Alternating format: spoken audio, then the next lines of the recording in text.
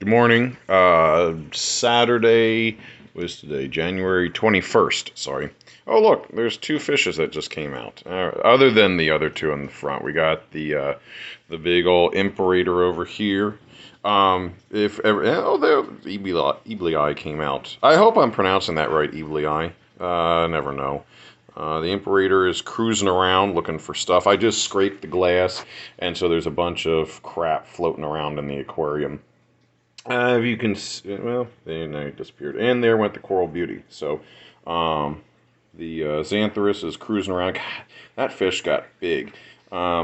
Please excuse my cyanobacteria bloom that's been happening, and if you see any bubble algae, I've had some issues in this aquarium. I think it's, like I said before in a previous post, mostly due in part to the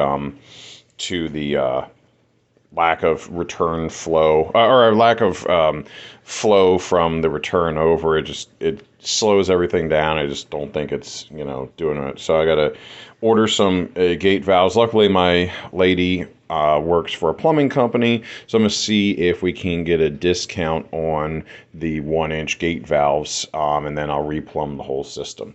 I fed the tank so that I could get everybody to come out. I did a little bit different for feeding. This might work out for some people. I put the frozen food in the return of the sump. That way, as it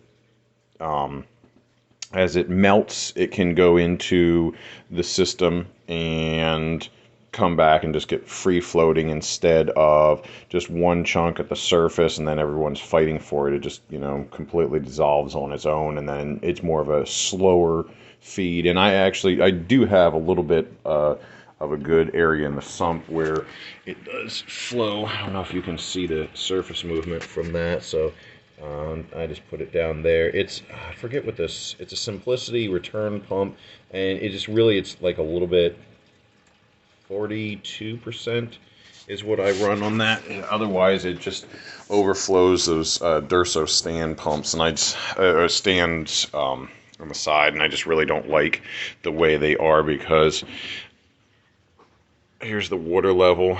Pay no attention to the aptasia that's in there. I can't run it any faster than that. Otherwise, it just overflows I've actually had it overflow the tank once. I tried to put it up too much, and it was not having it.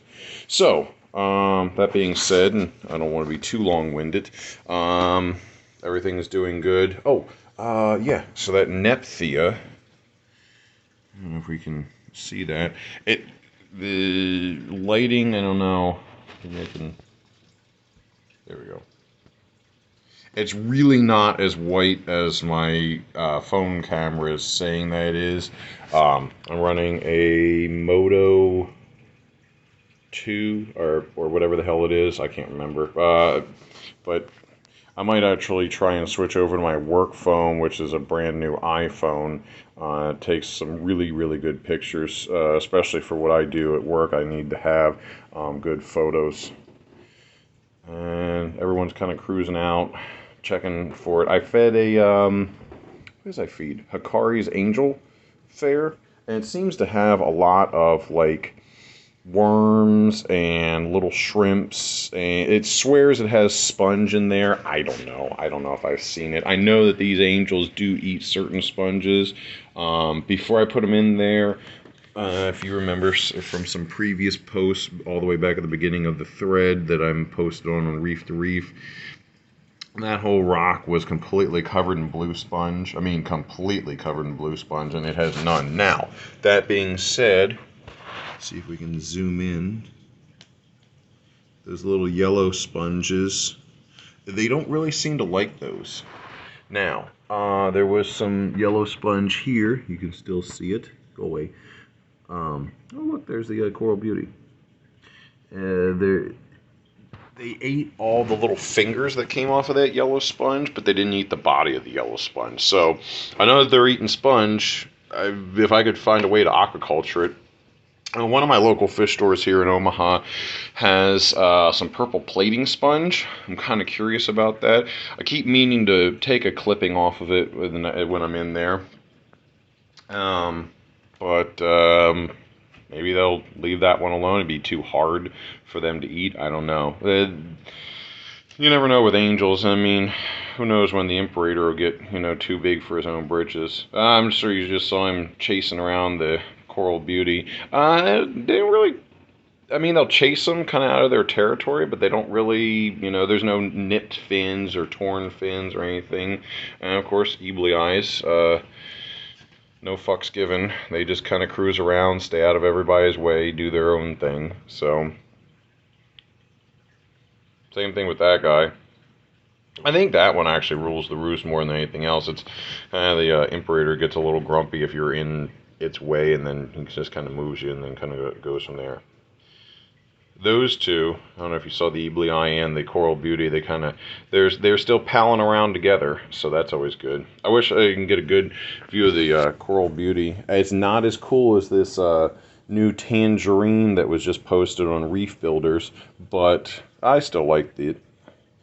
So everyone's good to go. You can see the Imperator and the Eibli eye cruising around. So other than that, that's pretty much it for the update videos.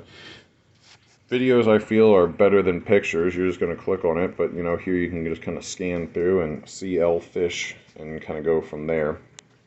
Eventually I want to get a web camera. I'm not sure where to point it or so, but just kind of have it maybe clean off the glass and have it up in that corner, just kind of point it down into the reef. Here, I'll kind of show you.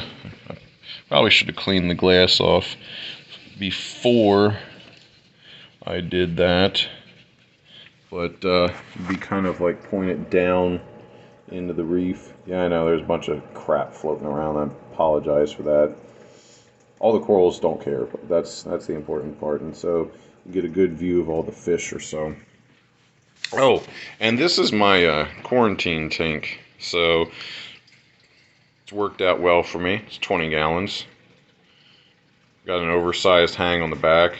I don't really keep any lighting going on it. I probably should, but let's see what happens. And then I know I posted about that 60-gallon frag tank. That's the 60-gallon frag tank. But see, the previous owner drilled it here in the center. Can't really see the drills at where it's at. My concern is that rear bracing. I got to do some measuring and see if it comes out. But I was really hoping it was going to be plumbed on this side. That way I could drop the drains down into the sump. They'd come down right there and we'd have zero issues. But we'll see. I might still set it up. I might sell it. If anyone's in the Omaha, Nebraska metro area and they're interested in a 60-gallon frag tank, I have that, and I have the stand to go with it. So I'd make you a deal if you really want to get it out of there, because I honestly don't know when I'd set it up. It was a good idea, but who knows. So until probably doing a video update next week, unless something crazy happens.